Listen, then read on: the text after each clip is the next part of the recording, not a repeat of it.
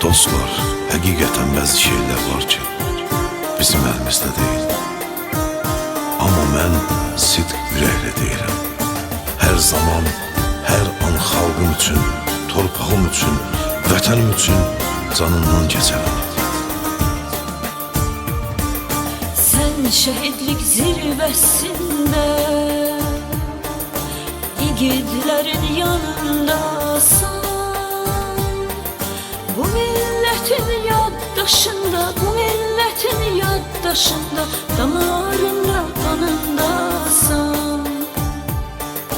Şəhid Pəncəli Teymur,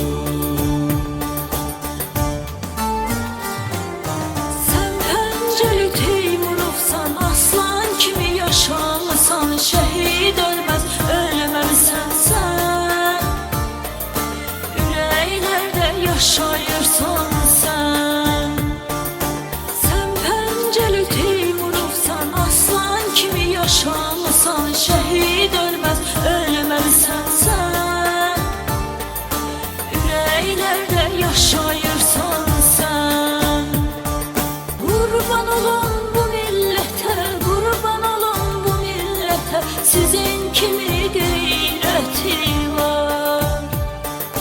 Şəhid Pəncəli Teymur, Sən Pəncəli Teymurovsan, aslan kimi yaşamısan. Şəhid ölməz, ölməlisən sən. Ürəklərdə yaşayırsan